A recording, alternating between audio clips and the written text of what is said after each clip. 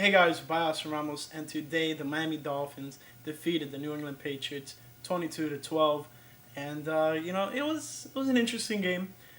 Lots and lots of running, chewing clock, basically. Let's get into some team stats. So the Dolphins had a total of 383 yards to New England's 303. Both teams had one turnover, and then time of possession was 22 minutes 34 seconds for New England and 37 minutes and 26 seconds for the Dolphins. First downs, Dolphins had 26 first downs to New England's 18.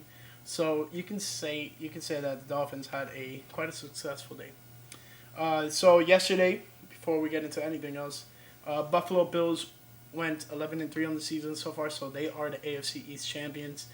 Dolphins are still behind them though at 9-5, and that just helps out their playoff chances ever so slightly. And it's going to be interesting to see what happens in the next 2 weeks, especially with the standings. Now, let's talk about some individual stats. Cam Newton went 17 for 27, 209 yards, no touchdowns, no interceptions, but he was sacked 3 times for a loss of 23 yards. And then Tua had a worse day throwing than Cam Newton, surprisingly. Tua went 20 for 26. He had 145 yards. He had no touchdowns, passing at least, and then one interception. And then 2 sacks for a loss of 12 yards. Then when we look at the rushing stats, New England had Sony Michel was their leading rusher, 10 carries, 74 yards. And then Cam Newton had 9 carries for 38 yards. James White had 2 carries for 3 yards, and then J.J. Taylor had 1 carry for 2 yards. Then when we look at the Dolphins, this was probably their best rushing attack ever in the season so far. And they first had a first-time rusher pass for 100 yards this season. Savon Ahmed had 23 carries for 122 yards and a touchdown. And then we have Matt Breida with 12 carries, 86 yards. And then Patrick Laird, 2 carries, 20 yards. Tua Tagovailoa, 3 carries, 9 yards, 2 touchdowns. Lynn Bolden Jr., 1 carry, 9 yards. And then Malcolm Perry, 1 carry, 4 yards. So that totals to 250 total yards rushing, which is very good. This is what the Dolphins have been looking for a while. Receiving, Jacoby Myers was the leading receiver for the Patriots, 7 receptions, 111 yards. James White, 4 receptions, 52 yards. Damier Byrd, 3 receptions, 24 yards. And N'Keal Harry, 1 reception, 12 yards. Sony Michel, 1 reception, 8 yards. Dalton Nee had 1 reception, 2 yards.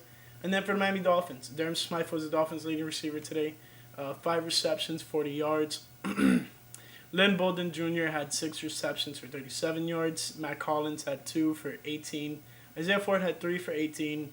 And then Adam Shaheen had 1 for 15. And then Patrick Laird had 2 for 12. And lastly, Savon Ahmed had 1 for 5. And then when we look at fumbles, man, weren't the New England Patriots fumbling a lot. So earlier in the game, Cam Newton fumbles off of a Brandon Jones strip when he was kind of rushing towards out of bounds. Xavier Howard recovers it, runs it back for a touchdown. The play hadn't been called dead. And then upon further review, especially because it was a scoring play, it turns out that Christian Wilkins' foot was out of bounds as Xavier Howard was like pressing the ball against his thigh to recover it. And that's unfortunate, but it is what it is. But the Dolphins were able to force some more turnovers. Jacoby Myers had a fumble and lost it. Dalton Nee had a fumble, and James White recovered it. And then the Jacoby Myers one, Landon Roberts recovered it. Xavier Howard was the one who forced the fumble. Then we look at defensive stats. Trez Hall was the Patriots' leading tackler with 13 total tackles, 12 solo. Adrian Phillips was next, 7 total, 6 solo. 1 sack, 1 tackle for a loss, 1 QB hit. Lawrence Guy had 7 total tackles, 4 solo. And Kyle Duggar was the next after that, 5 total, 4 solo. 1 pass deflection, then we're going to get into some key stats. Tayshawn Bauer had 1 pass deflection, so did J.C. Jackson. And Adam Butler had 1 sack, 1 tackle for a loss, and 1 QB hit. And then lastly, Chase Winovich had 1 QB hit. So, that being said, Dolphins. Landon Roberts was the Dolphins' leading tackler with 9 total tackles, 5 solo. Jerome Baker was next, 8 totals, 7 solo. And then he had 1 sack, 1 tackle for a loss, 1 QB hit. Brandon Jones had 6 total tackles, 4 solo. So the Xavier Howard had 5 total, 4 solo. And then Zach Sealer, 5 total, 3 solo. 1 sack, 1 tackle for a loss, 1 QB hit. Calvin Noy had a tackle for a loss and a pass deflection, which that pass deflection could have intercepted it, and then also Xavier Howard was behind him, who also could have intercepted that. So it could have been easily a turnover for the Dolphins. Unfortunately, and like not to put him down or anything, but Calvin Noy got up there and deflected the ball, which was good. But in the long run, it would have been better if we would have been able to get that interception. But the Dolphins still continue the streak of having a turnover in each game. So where was I? Calvin Noy. So then Christian Wilkins had 1 tackle for a loss. Manuel Ogba had a sack, tackle for a loss, and a QB hit. And then Shaq Lawson had a QB hit. And that's about it for any special stats. Now let's look at interceptions. J.C. Jackson had an interception when the Dolphins were about to score in the first quarter, and he returned it for 5 yards. And then kick returns, Dolphins had 3 quick returns. Noah Benogany had 2 returns for 32 yards, and then Landon Roberts had 1 return for 13 yards, which was interesting. Punt returns, Gunnar Wusi had 2 returns for 16 total yards. And then let's go to kicking. And we have Nick Folk for the Patriots went 4 for 4 on field goals, and then the longest was 45, and he had no extra points. Jason Sanders went 0 for 1 on field goals, and then 2 for 2 on extra points. It's unfortunate. It was a 52-yarder, I believe, that he missed, and commentators cursed. The commentator was literally saying, "Oh, he's perfect in this range," and then he literally misses it right after. So, it is what it is. Next, punting, Jake Bailey had 2 punts for 93 total yards. 1 was in the 20. His longest was 56 yards. And then Matt Hack had 3 total punts for 140 yards, while 1 was in the 20, and then his longest was 54 yards. So that goes through all the stats. Let's talk about the standings for the AFC East. Buffalo obviously won yesterday against the Broncos. That puts them at 11-3, and as the new defending AFC East champions. Dolphins are right behind them at 9-5. Patriots dropped to 6-8 today, and then the Jets are 0-13, and they're playing the Rams about. Kickoff already started for that game, so I'm pretty sure the Rams are going to beat them. With all that being said, though, that's about it for this game.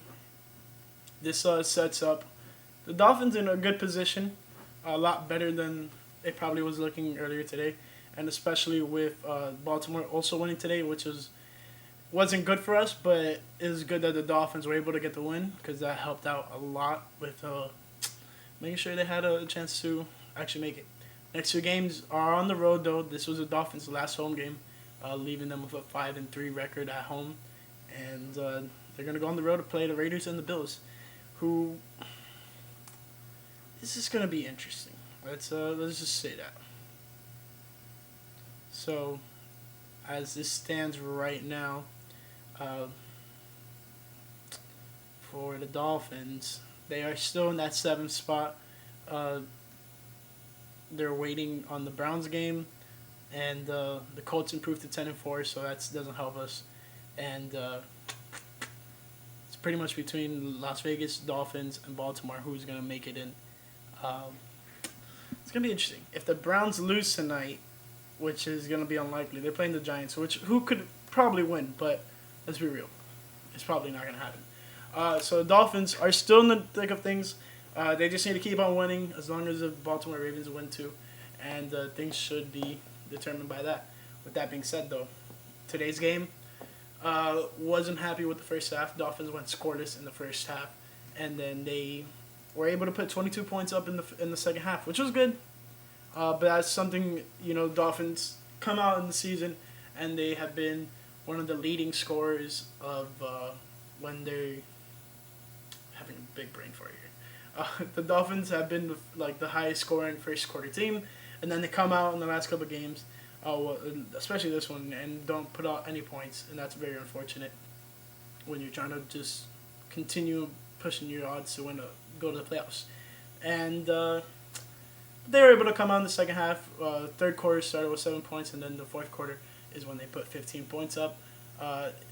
After the second score, this game was pretty much looked obviously like it was going to go to the Dolphins' favor, because that was the one that Tua ran in, the first one that he ran in, and it was just looking good. I enjoyed watching this game.